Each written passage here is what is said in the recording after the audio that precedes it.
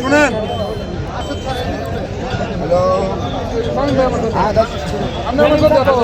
আমি এই যে আপনার আছে না, মাঝখানে বন্ধ করে শুনেন আর বিষয় বলি। দিকে বাস আটকে গেছে। ওনার নাম হলো আমিনুল হক স্বামী। গতকালকে উনি একটা মামলা দায়ের করেছেন নারী এবং শিশু নির্যাতন আইনের ৯ মানে ধর্ষণের একটা মামলা করছেন। ওনার বোন একজন বাক প্রতিবন্ধী ধর্ষিত হয়েছে। উনি একটা মামলা করেছেন গতকালকে। আমরা এই মামলার আসামিকে তথ্য প্রযুক্তির সহায়তা যত দ্রুত সম্ভব তাকে আমরা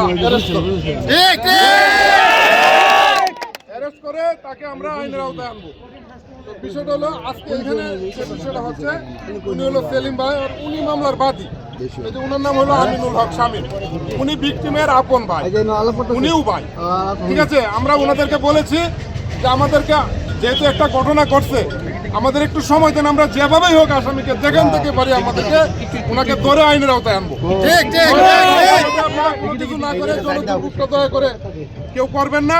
আমরা আপনাদের সহযোগিতা চাই, আমাদেরকে সহযোগিতা করেন। আমরা যেভাবে পারি আমরা আসামিকে ধরবো।